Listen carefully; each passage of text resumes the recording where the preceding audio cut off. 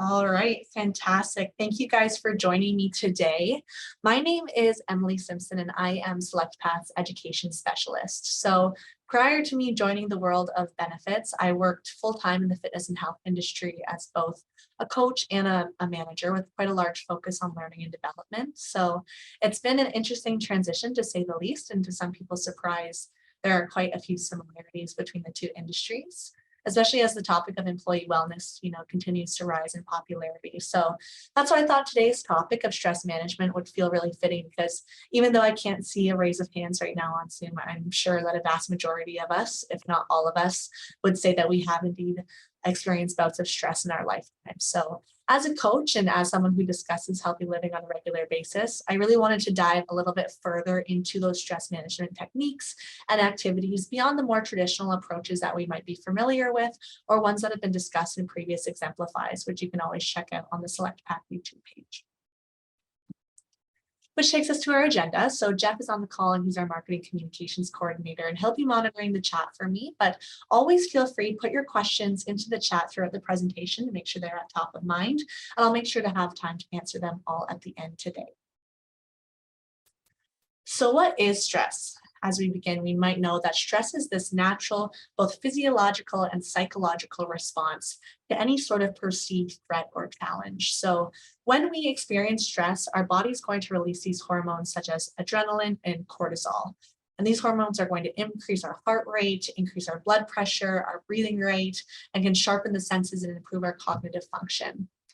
Now, the reason for this is because our bodies have been hardwired since the dawn of time, that what might have been before stress because of people running from an animal or whatnot, protecting themselves, we now experience that same response to stress now because of our work, relationships, financial pressures, health concerns, which means it's going to be much more important to find healthy ways to manage stress and to prioritize self-care and stress management in our daily life, because too much of this stress too often does have some quite intense negative and long-term effects. Now, some levels of stress can be helpful in motivating people and helping us meet our challenges. And this is what we see often with exercise. This is kind of that quote unquote healthy stress.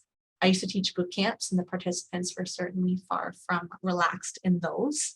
However, too much stress over that long period of time does impact both our physical and our mental stress. And we call this that chronic stress, and it leads to a variety of health problems, including, that high level of cortisol, that stress hormone, will lead to an increase in blood pressure, blood sugar, cholesterol levels, and increase that risk of heart disease for us. Of course, it's going to contribute to an increased likelihood of both anxiety and depression. It's going to impact your sleep habits, because obviously being in that heightened state of alertness can really delay the onset of sleep and then really cause those rapid anxious thoughts to occur at night. And then of course, not getting enough sleep can just cause us even more stress. And when we are stressed, our immune system's ability to fight off antigens is also reduced. So this is why we're more susceptible to infections. We have that weakened immune system because there is a stress hormone that will actually suppress the effectiveness of our immune system by lowering the number of lymphocytes in our body. So you can see this is only a short list of those negative effects of long-term stress, which means why it is so important to manage it, which is why, of course, we're hosting today. So finding ways to manage your stress is a really important step towards improving your overall health and even well-being, all encompassing physically, emotionally, mentally. And I really want to stress the theme of today is just finding ways to manage your stress in your regular routine so that you're better equipped to really deal with life challenges, to reduce that negative impact on both your body and your mind. So we're going to begin with cognitive behavioral therapy, or CBT. And if you haven't heard of it before, CBT is a form of psychotherapy that focuses on the relationship between our thoughts into then our feelings and behavior. So it's essentially based on the idea that the way that we think about situations will affect how we react and behave, and that in the attempt of changing those original thought patterns, we can ultimately lead to more positive changes in our emotions and in our behaviors. So CBT has been shown to be a really effective treatment for quite a wide range of mental health concerns, including depression, anxiety, PTSD, OCD, eating disorders, among others.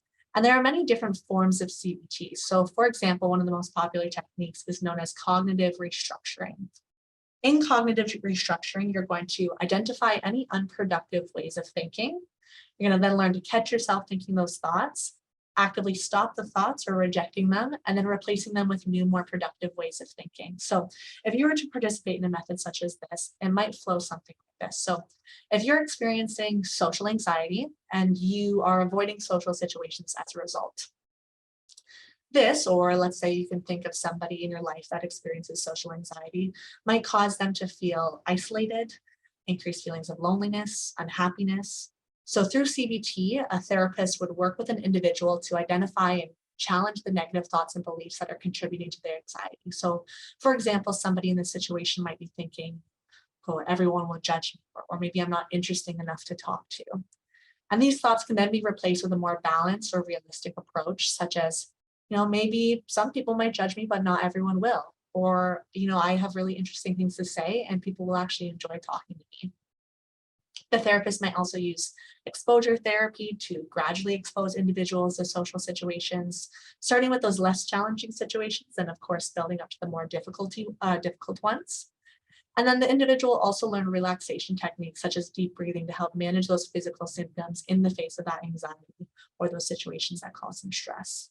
Ultimately, the goal would be that the individual will become more confident, more comfortable in social situations, ultimately leading to those improved relationships as well. Another example that we might see in our everyday life is performance anxiety. So that struggle to deliver presentations or speeches at work, for example. Now, of course, this might be causing someone to feel stressed, anxious, avoidant of those public speaking opportunities, which might even impact their career growth and job performance.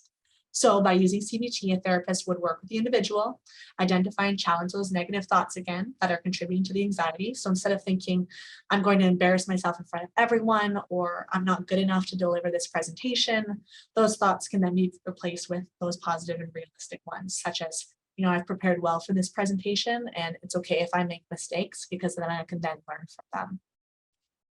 Of course, again, exposure therapy might be used to expose that individual to public speaking situations, starting from the less challenging ones, then working up to the more difficult ones, such as speaking at a conference. Of course, those relaxation techniques are going to come in, and this is where we're going to talk about breath work later in the presentation, including diaphragmatic breathing, approaches such as progressive muscle relaxation to really help manage those physical symptoms of anxiety and not just the mental ones. Because as some of us might know, even if we think mentally we're going to be okay, that stress resonates physically and vice versa. So ultimately, the goal with that would be that you or the individual become more confident and comfortable in public speaking situations, leading to improved job performance and career growth. Now, there are a lot of different ways that CBT can be participated in practice, depending on your specific needs and preferences. So, of course, there's going to be individual therapy. So this is that one-on-one therapy with a trained therapist, and they're really going to work with you to identify and challenge those negative thoughts and develop those strategies for change. There is group therapy. So this is, a group of people experiencing similar challenges where the group will be led through exercises and discussions to really help them identify those thoughts and behaviors as well. Now there's online therapy, which is there's a lot of work done in innovation with CBT. And this is conducted through a secure online platform such as video conferencing or a chat. And it really gives us that access to that therapy from anywhere as long as you have an internet connection. There's, of course, books and resources that will be able to provide you some information if you feel like maybe this is the in-between step between you and participating in therapy. And there are mobile apps. So there are several apps that I'll reference that for those who prefer to use a technology in supporting of their mental health. But ultimately, the best way to participate is, of course, depending on your own needs, your preferences, and availability. And I would always recommend that you first start with a trained mental health professional and help guide you through those different options and determine the best course of action for you. Now, working in the group benefits space, CBT programs, cognitive behavioral therapy, or EAPs can often be found as part of your workplace program. So quite a few examples of these CBT programs that you can access individually or through your group plan are Ability CBT. Mind Beacon has a great program. Inkblot Therapy is a provider that offers tranquility program. And then there's a mobile app such as Mindshift CBT. And you guys are going to get a copy of these slides as well so that you can always explore these options on your own time and see if any of these methods or approaches are going to work great for you. The next approach we're going to explore is mindfulness. So this is a practice often used in stress management techniques, and it involves paying attention to the present moment without any judgment or distraction, and then cultivating a very non-reactive awareness of your own thoughts, feelings, and those physical sensations. So mindfulness-based stress reduction, or MBSR, is a very specific form of mindfulness practice that's been shown to be really effective in reducing stress and improving that overall well-being. In the context of stress management, mindfulness can be used to develop a greater awareness of your stress triggers, such as any negative thoughts or physical tension, and really teach you how to respond to them in a more adaptive way before they get too overwhelming. So, for example, if you're experiencing a stressful situation at work, you might notice that your thoughts are becoming increasingly more negative or self-critical, and mindfulness can really play a part here by observing those thoughts without judgment and finding ways to respond with a little bit more self-compassion and positive self-talk, rather than being overwhelmed or engaging in those unhelpful behaviors such as avoidance or procrastination. So mindfulness can really be practiced in a variety of ways. There's going to be your formal meditation, informal mindfulness exercises, integrating mindfulness into your everyday activities such as eating or walking. But again, it's really important to note that this is a skill that requires practice and patience, and it might take time to experience the full benefits. However, with regular practice, mindfulness is a really powerful tool for managing stress and promoting that overall well-being. So an example of mindfulness in your everyday is, let's say you, or as an employee, are feeling very overwhelmed and stressed by a really large workload and some upcoming deadlines. So you might be experiencing negative thoughts, get that physical tension, you feel that tension in your shoulders, your back, and it's really impacting your ability to focus or maybe complete those tasks effectively. So using mindfulness, you as an employee can take a few minutes to pause, become present in the moment and focusing on your breathing, noticing any sensations of inhaling and exhaling, or observing any thoughts or emotions that arise, all without judgment. So as you might notice, when we get a little bit stressed, when we get a little bit anxious, we get that really shallow breathing. So you want to just focus on your breath work there that we'll explore. And by doing this, you're really going to develop that greater awareness of those stress triggers and learn how to respond to them in a more adaptive way. So again, if you're feeling anxious, if you're feeling self-critical, finding that way to express self-compassion, that positive self-talk, and avoiding that procrastination and avoidance. So again, another example is, let's say a team's experiencing conflict or tension due to differences in, let's say, opinion or communication styles, and this is going to really be causing you stress or impacting your ability to work together effectively. So again, using mindfulness, it can really help a team develop a greater awareness of individual emotions and reactions, as well as those of their colleagues. And we can really learn to develop how to respond to conflict in a more adaptive way by, practicing a little bit more active listening, empathy, respectful communication. And as a tip, we can also use things such as in meetings and group discussions, how to really stay focused and engaged by using practice mindful listening, which always involves bringing full attention to a speaker without interrupting or preparing a response, or using mindful breathing to reduce stress and increasing your focus in those moments. Ultimately, cultivating a bit better of a workplace culture, more productivity, happier well-being. Now, there are a lot of mindfulness resources available, and again, the best ones are going to depend on your needs and your preferences, but I wanted to give you guys some examples of some, and Jeff is going to put these in the chat for me as well, and you'll have a copy of the slides. But there are quite a few popular apps available that offer those guided meditations, mindfulness exercises, as well as some other resources for developing those skills as part of that practice. So you may have heard of Headspace, Calm, Insight Timer. These are all great apps on your phone. There are a lot of online courses available that provide a more in-depth instruction and guidance in mindfulness practice. So examples include the Mindfulness-Based Stress Reduction Program developed by John Kabat-Zinn, and the Mindfulness-Based Cognitive Therapy Program developed by quite a few individuals as well. There are also a lot of books available on mindfulness, ranging from beginner's guides to much more advanced texts. So popular books include The Power of Now, Full Catastrophe Living, and The Miracle of Mindfulness.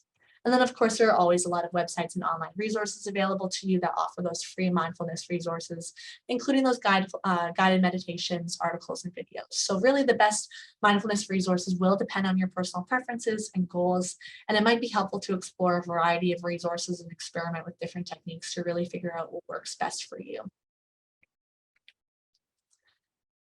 The reason that we talk about this mindful living, mindful thinking, mindful active listening, mindful eating is because it does have effects that we might not even immediately notice, right? So of course, if we get perhaps triggered by something that happens at work, our workload or a colleague or what have you, that's something that we can typically identify right away. But those longer term effects that we don't necessarily see, for example, are the ones to do with our internal processes. So if you weren't sure already, stress can actually affect your digestive system.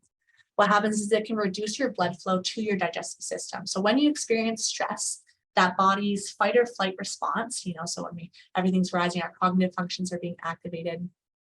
This is going to divert blood flow away from your digestive system and towards the muscles and other organs that your body believes are needed for immediate action. So this can lead to quite reduced digestive function, which of course can cause symptoms such as bloating, constipation, and diarrhea. There's also changes in your gut microbiota. So stress can also affect the balance of the bacteria in your gut, known as your gut microbiota. And when you experience stress, your body produces these stress hormones such as cortisol, which will actually disrupt the balance of bacteria in your gut and lead to inflammation and other digestive issues. There's going to be some alterations in digestive enzyme production. So stress can also affect the production of your digestive enzymes, which are ultimately needed to break down your food and absorb your nutrients. So your body might produce less of these enzymes, leading to incomplete indigestion and nutrient deficiencies. And then, of course, that increased muscle tension. So that increased muscle tension in your digestive tract can lead to cramping, bloating, and other uncomfortable symptoms. So that's why chronic and prolonged stress can have a negative impact on your digestive health, which does lead to a range of symptoms and contributes to conditions such as irritable bowel syndrome or IBS, or inflammatory bowel disease or IBD. So practicing these stress management techniques, such as mindfulness and relaxation exercises, can actually be very helpful for those that are experiencing digestive distress and reducing those stress-related symptoms. As I just mentioned, it does impact the amount of bacteria in your gut, but it's really interesting that we have this gut-brain connection. So did you know that the bacteria in our gut manufactures an estimated 90% of your body's supply of serotonin? So our gut and the bacteria within it is responsible for producing hundreds of neurochemicals that our brain uses to regulate basic physiological and mental processes, such as learning, memory, and mood. So not only is it now important to be mindful of how you eat the food, but also what you eat, because it also contributes to your body being that very supportive environment for good, healthy mental health. So finding what's really interesting to me too as well is that, in Western medicine, traditionally, when somebody was diagnosed with a mental health condition, people would look to medication right away. But now we're seeing a lot more progressive approaches where physicians will look at someone's nutrition, look at someone's exercise levels when discussing a mental health diagnosis. So if that resonated the earlier side as well, if you are experiencing any sort of digestive issues such as bloating, cramping, or constipation, these symptoms might be related to your stress or your anxiety, or of course, poor eating habits. So using mindfulness, you can really develop a greater awareness of your eating habits and those digestive processes by practicing mindful eating. Now, mindful eating involves paying very close attention to not only the taste, but the texture and the sensations of food, as well as how you experience hunger and fullness. And when we practice mindful eating and we get really good at it, we can really develop this really good understanding of how your body responds to different foods and to those eating patterns. So for example, eating more slowly, chewing food thoroughly, or avoiding certain trigger foods will certainly be skills that you develop through this. So some tips for practicing mindful eating. First of all, we need to slow down. So eating slowly can really help you be more present and attentive during meals. It can also help you to tune into your body's hunger and fullness cues more effectively. So the way that we can do this is try to take some smaller bites, make sure you're chewing your food thoroughly and really savoring the flavors and textures of your meal. I'm sure we can all relate to a time where maybe we're in between meetings, or you have to commute somewhere and you need to take your food on the go and you're just trying to get it down as quickly as possible. Imagine you maybe only chewing your food twice in your mouth before you swallow.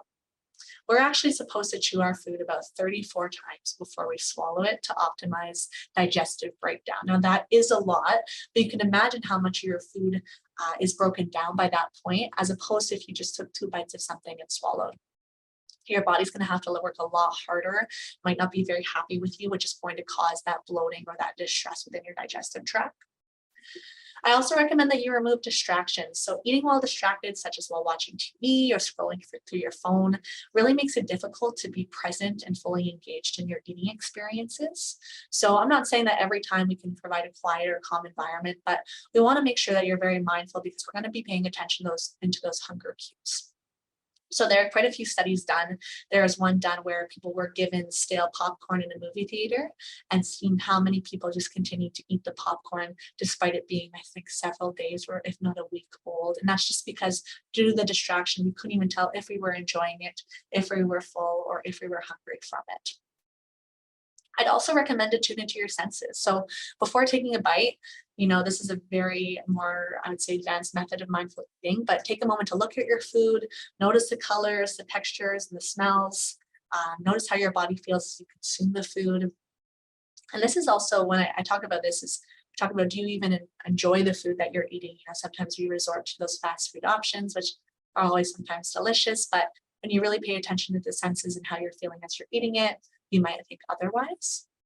And then, of course, to listen to your body. So throughout your meal, you're really going to want to tune into your body's hunger and fullness signals. So try and stop when you are comfortably full, rather than when you finished everything on your plate. So especially in North America, we were raised on a very finish your plate mentality, which is why mindful eating, of course, can be used to optimize and better your digestion, but has been used as an effective weight management technique, because a lot of the times we're not mindful eating, we're over consuming, we're not listening to when we're full, we don't even know what that feels like until perhaps we're beyond the point, and we get a little tummy ache or feel your stomach's upset or whatnot. So really, by practicing mindful eating, we want to just make sure that we're developing that greater appreciation for food, enhancing your digestion, and really just cultivating a more positive relationship with both your body and your health.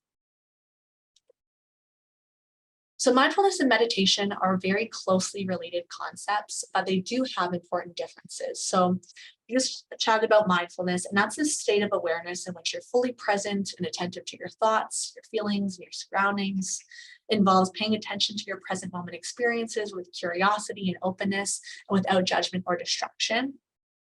And mindfulness can be practiced in everyday life, such as during activities like walking, again, eating, even washing dishes, as well as that formal meditation practice. Because meditation, on the other hand, is a very specific technique or practice that involves very intentionally focusing on your attention on a particular object or experience, such as your breath or a sound or visualization, which means that meditation is really a tool for cultivating mindfulness, but is not the same thing as mindfulness itself. So you want to think mindfulness is that state of awareness, while meditation is a very specific practice for cultivating that state of awareness. Now, just like mindfulness, or mindfulness can be practiced in everyday life, whereas meditation is often practiced in a very formal setting. But meditation is a very powerful tool for managing that stress. So when we talk about that fight or flight response, while under stress, your sympathetic nervous system is activated. Now, meditation can help to counteract the effects of stress and activate the parasympathetic nervous system, which promotes more of that relaxation and rest. So through meditation, we can really learn to regulate our breathing, slow down our heart rate, quiet our minds, and help you feel a little bit more calm and centered. Now, there are a lot of different types of meditation that can be used for stress management, including mindfulness meditation, loving kindness meditation, progressive muscle relaxation, which is one of my favorites. And each type of meditation is going to involve different techniques and focuses, ultimately sharing the goal of promoting that relaxation.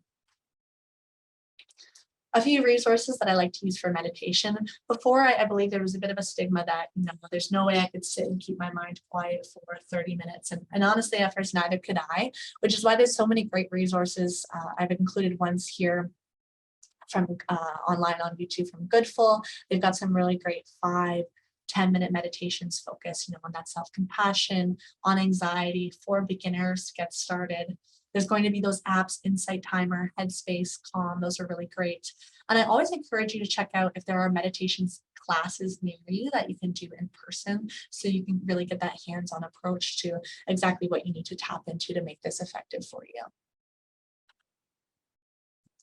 I mentioned it a few times throughout the presentation already, but breathwork is a powerful tool for stress management as well, because it really regulates that stress response and promote relaxation. So when we're under stress, again, your breathing tends to be a little bit more shallow and rapid, which can actually further enable that stress response and lead to those more intense physical and emotional symptoms. So by focusing on our breath and engaging in these very specific techniques, we can slow down our breathing, increase that oxygenation, and activate that parasympathetic nervous system, or that relaxation and calm system that we have internally.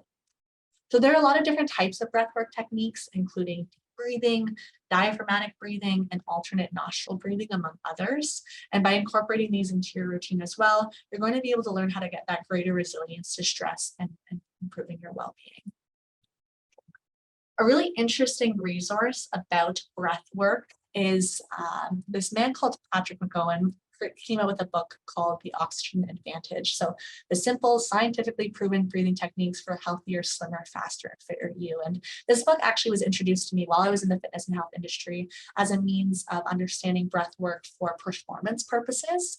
However, I wanted to include this podcast, if podcasts are your thing, for the benefits of nasal breathing, because they really dive into not only how breathing impacts performance, but how breathing leads to, or poor breathing leads to, bad breath, higher stress, and even dental development. So I recall them mentioning that teaching your children how to properly breathe, so nasal breathing with keeping your chin up and your mouth closed, your tongue is going to hit the roof of your mouth and actually will contribute to a greater or less likelihood of children getting braces, because the tongue will help develop where the teeth are placed. So very interesting approach to breathing. Whether or not you're a book reader or a podcast listener, this is definitely a man that I would recommend if learning more from, if you're interested. And then I mentioned that alternate nostril breathing, and this is a breathing technique that's often used in yoga and meditation practices to promote relaxation and balance. So it involves alternating the flow of breath through each nostril, using your fingers to block one nostril at a time. So when we get worked up, so to say, this is a really great method to not only promote relaxation, but just get your thoughts on something that's a little bit more controllable and away from your stressor. I also say it's fantastic for adults, but this is a really fun one that you can also start introducing your children. You know how they always do the cleanup with the shush and the finger or whatnot. So I believe that this is a really great thing for not only you, but for your family members as well, which is why we're going to practice it now. Now, I can't see you through the webcam, but I'm going to assume that you're practicing this with me. And I'm going to encourage that you're going to sit in your seated position with your spine straight and your shoulders relaxed down and back. Now, what you're going to do is you're going to use your right hand, and you're going to bring your right hand up to your face and use your thumb to cover your right nostril. You're going to take a big inhale through your left nostril, filling your lungs up with air. Then you're going to use that ring finger, close your left nostril with your ring finger, holding the breath for a moment, and then exhaling through your right nostril.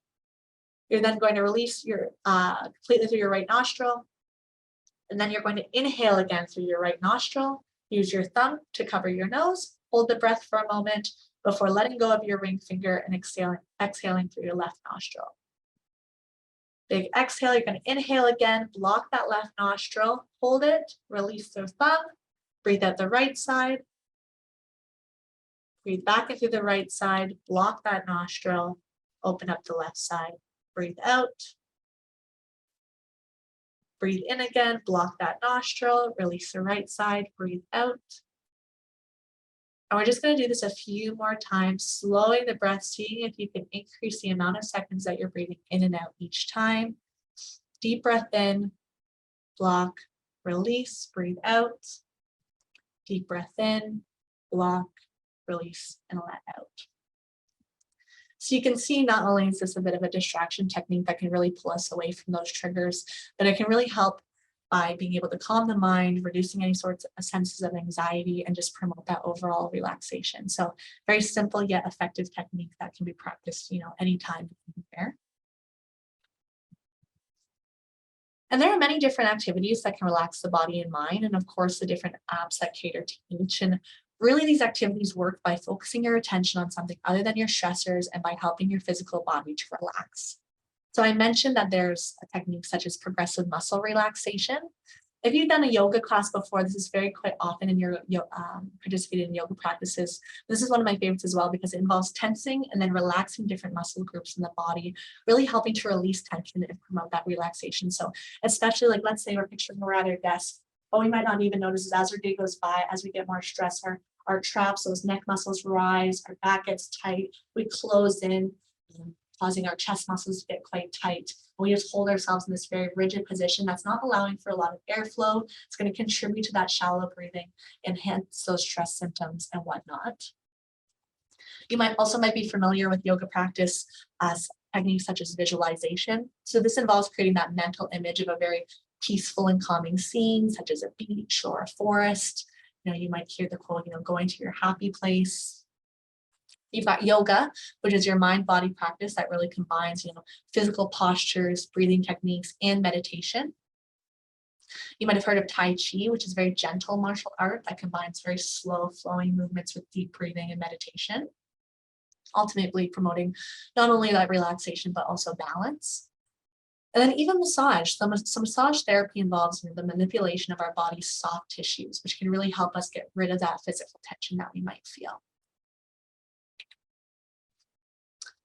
I also wanted to mention that exercise is a great way to combat that chronic stress. So when we exercise, not only are we releasing a lot of that tension, it's great for our mental health, but it releases these mood boosting chemicals such as your endorphins, dopamine, serotonin, which can really help improve our mood and reduce that stress factor.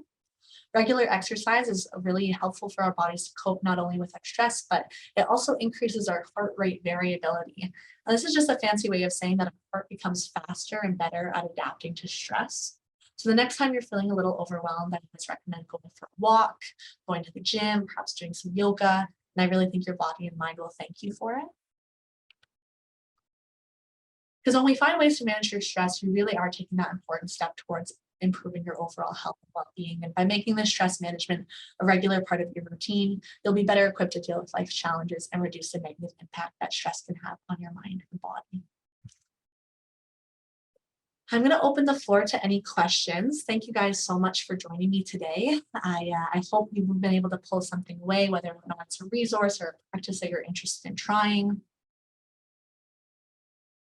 If there are no questions, I want to thank you guys for joining me, and I'll give you a little extra time back into your day. Thank you again.